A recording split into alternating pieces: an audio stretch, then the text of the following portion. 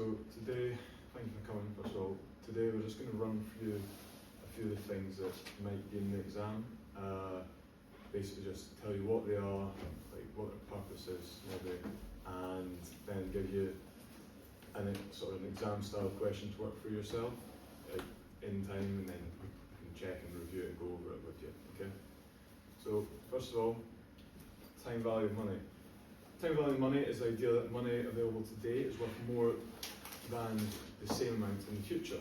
As money in the future is worth less than money just now, we can assume that there's external factors that affect the value of money. So this can include inflation, which is obviously the cost of goods going up, higher interest rates and lower interest rates. Higher interest rates are when you can earn more, when interest rates are high, you can earn more on investments. This makes money today more valuable because it has a higher potential for return. Therefore, future money is worth even less in comparison. Lower interest rates are, with lower interest rates, investment grow more slowly. This reduces the opportunity cost of waiting, so future money loses less value relative to today. Money is still worth more today, but a wee bit less more than if there's higher interest rates. There's others, but there's other factors at play, but those are the main ones. What have we got next? Future value. So future value is the expected value that an asset will have in the future after it's been invested. When you invest money into a project, it will have an expected rate of return. This adds to the future value of your money. For example, if you invest £10,000 into a project, saying that it will have a 10% return by the end of the first year, my money will be worth £11,000. This works relatively the same for compounding interest too. Let's say my £10,000 is invested in a project. If it grows 10% for the next 5 years, in year two through 5, unlike year 1 where it gained £1,000 in interest, the calculation for year 2 will be based off of the £11,000. Then year 3 will be based off of year 2, and just so on and so on. So up here is the I'm forgetting the name, but you see formula. Thank you. The formula for future value. So FV, future value, equals present value times 1 plus your rate of interest. So we've got an example. Oh, that's the wrong one. Got an example question for you here. If you have £14,000 investment over 5 years, a 5% return with payments coming once a year, what are you going to get? So these are all the things that you need to work this out. Here's your formula. I'll give you 2 minutes if you want to just get on with that and let us know let me know once you've done.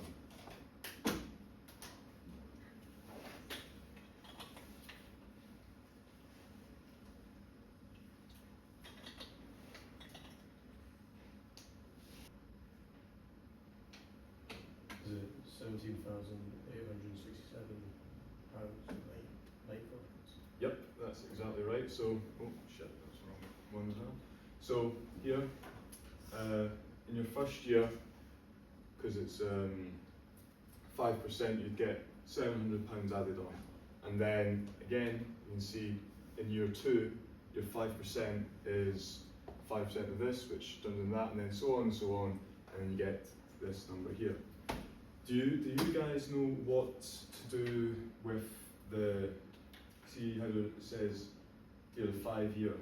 Do you know where to put the 5 for that? Or we use a bit small? Just to power of the bracket. Yeah, exactly, to the power out. So you put the 5 on at the end here, to the power of 5. Does you understand that alright?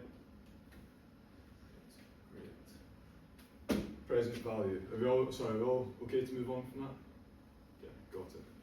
Present value. So present value is a value of an expected sum of money discounted by compounding interest rates to the present day. The idea of present value is based on the time value of money, which says that money today is more valuable than the same amount of money in the future, because today's money can be invested. To calculate it, you're essentially flipping future value and present value from the last equation and dividing instead of timesing it. Also, along this, you can see there's a small t for the amount of payment periods in the calculation. So if we have a look back at our previous sum, we've got a total future value of £17,000, £867.94 across 5 payment periods. It would look a little like something that we have on the board. See? So another example question for you. If the future value of an asset, or your investment rather, is £260,000 and there's 14 payment periods at a rate of 24%, what is your present value? I'll give you another few minutes to figure that one out. We've got the wee tea as well for you this time.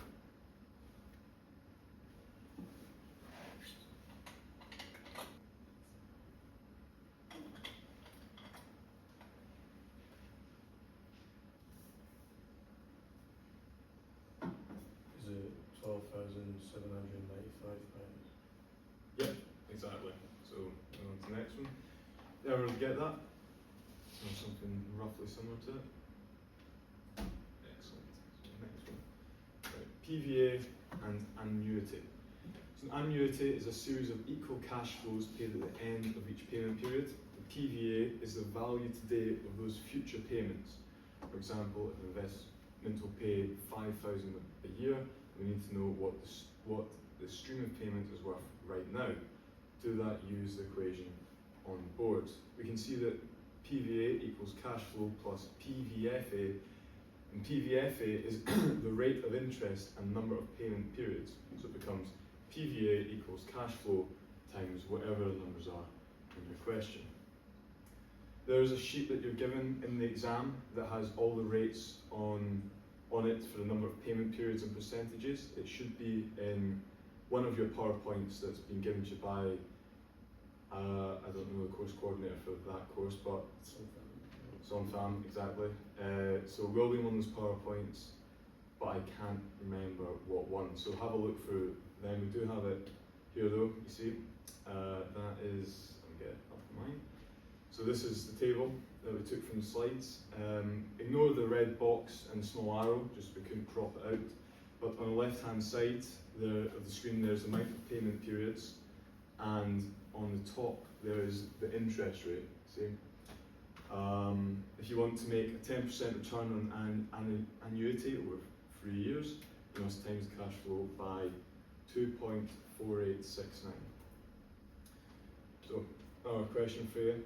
If you have cash flow is £800, payment periods is 4, and there's a 12% interest rate, what is your PVA?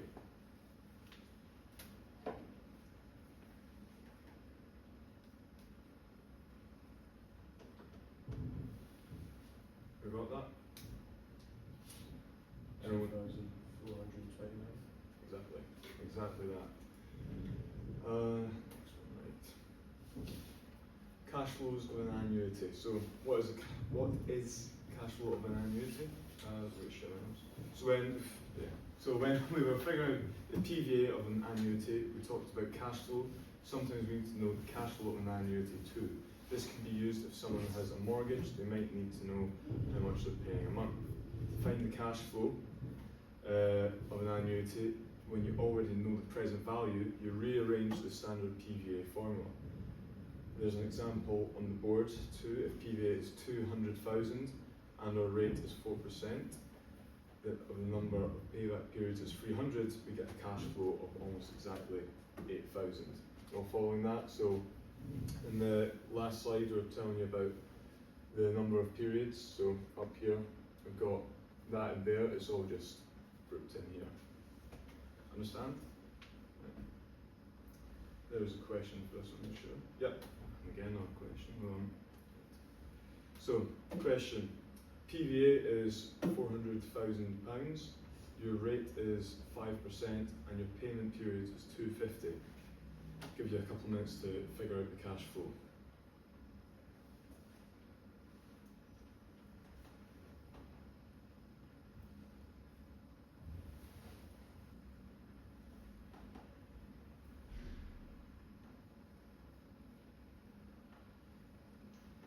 Is it 20,000? Exactly. 20,000. Answer this one, 20,000. See, got your PVA there, right there, and then in your brackets all your rates and payment periods.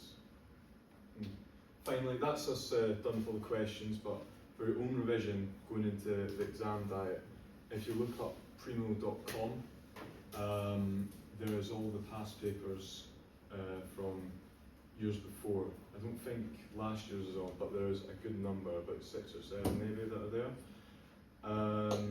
As well as that, if this video is any good, there will be this to look back on the YouTube channel, so subscribe to that and have a look through if you're wanting to basically make your own questions with your own numbers. You can be more than able to take from here.